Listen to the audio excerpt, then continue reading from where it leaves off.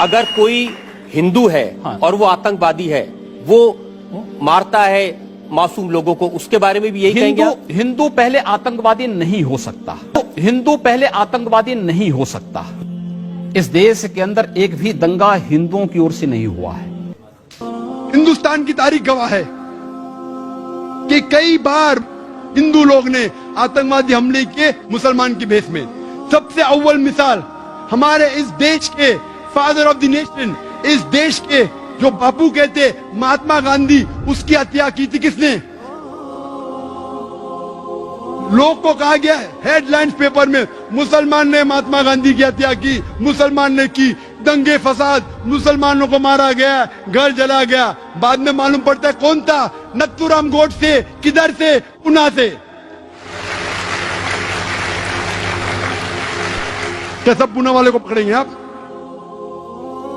नथुराम गोडसे ने सरकमसिशन खतना भी की, खतना की ताकि लोग को पता चले मुसलमान है।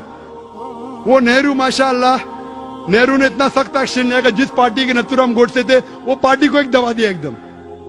उसके बाद अभी एचआरडी मिनिस्टर अर्जुन सिंह कहते कि महाराष्ट्र के रिटायर्ड जज, उसने कहा कि जो आरएसएस पे अटैक हुआ था वो खुद लोग ने किया था मुसलमान पे इल्जाम लगाने के लिए, आरएसएस हेडक्वार्टर्स पे। एटीएस बॉम्बे की कहती है कि 16 लोग बजरंग दल के अरेस्ट हुए, जो 3 बम ब्लास्ट हुए, जो 3 मॉस्क में हुए, जालना में, परभनी में और पुणे में। उसके जिम्मेदार थे 16 मेंबरान बजरंग दल के। एक बजरंग दल का मेंबर जिसका नाम चौधरी था, उसने बम फेंका था, 2 लोग मारे गए, पकड़े। क्या इन लोग पे मकाको लगाया आपने? क्यों नहीं लगाए?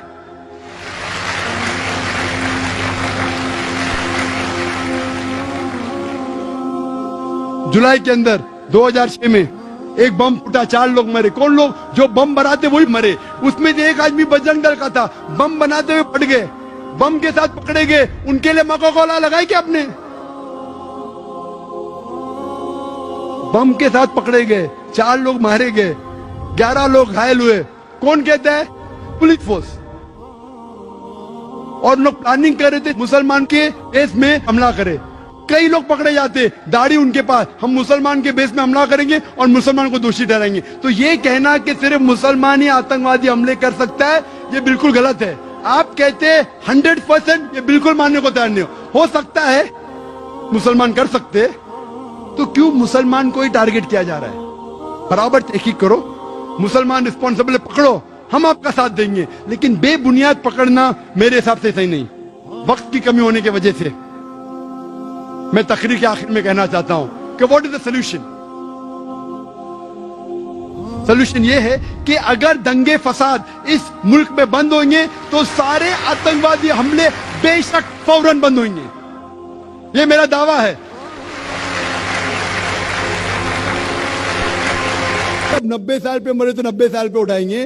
जन्नत में आप अल्हम्दुलिल्लाह तंदुरुस्त रहेंगे। आप समझ रहे? तो उसी तरीके से खाना पीना जिस तरीके से हम आज खा रहे पी रहे हैं, वी रिक्वायर सेक्सुअल रिलेशनशिप। आखिरत में इट विल बी डिफरेंट, अलग रहेगा। तो वहां ऐसा सब मामला नहीं रहेगा कि किसकी बीवी रहेंगी। पहले सब लोग जन्नत में जाएंगे क्या पता? आप समझेंगे नहीं? सब लोग जन्नत में जाएंगे क्या पता? सब लोग भी नेक रहेंगे, दैट्स अ डिफरेंट सिचुएशन। जरूरी नहीं कि वो औरत हर एक की बीवी रहेंगी, लेकिन अगर सब लोग नेक है तो कुरान मजीद में कहा गया है हर एक को हूर मिलेंगी। हूर मतलब a beautiful girl, so all will be satisfied.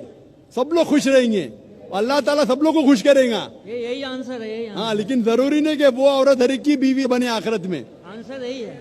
खुश है ना आप? That was the answer. Correct.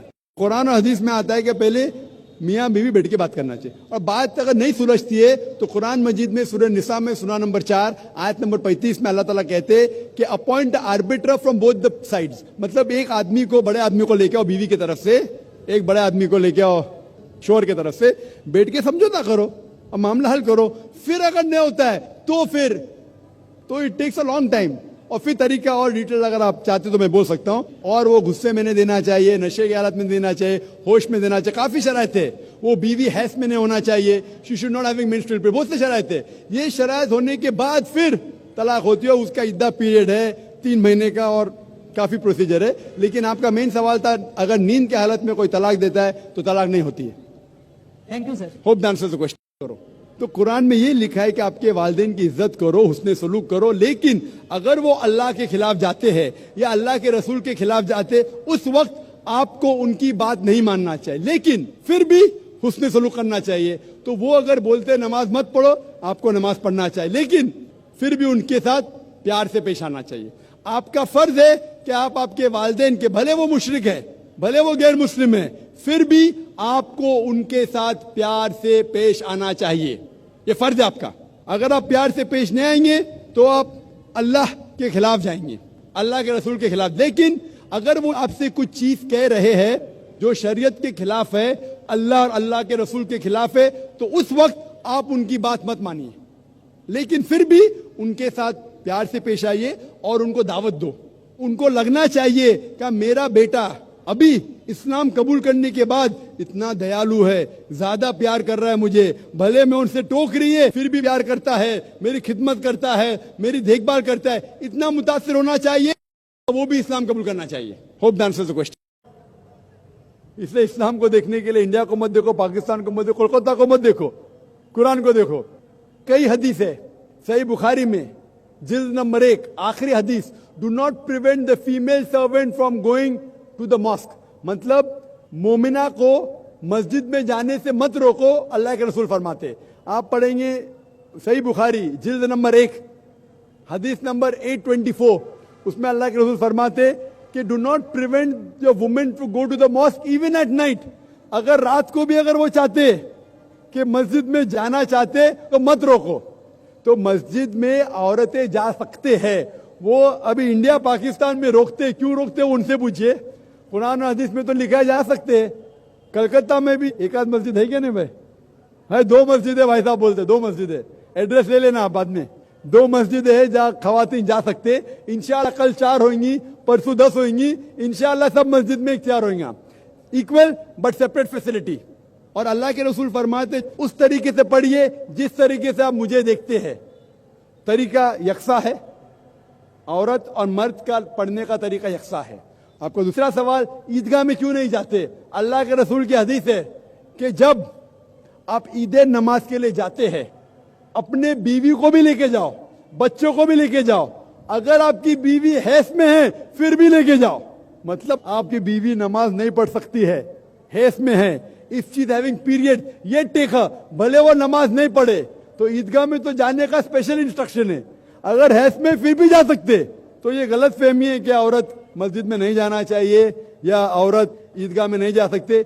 ईदगाह में हैस के हालत में भी जा सकती, भले वो नमाज न पढ़े फिर भी जा सकती। Hope the answer the question. अलग तरीके देखेंगे इन नटशेल।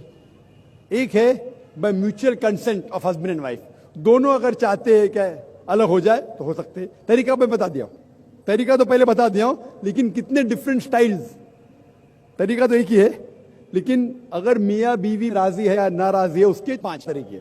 पहला है कि मियाँ बीवी राजी तो प्रॉब्लम ही नहीं। दूसरा तरीका, शोहर देना चाहता है अपने तरफ से तो उसको इख्तियार है।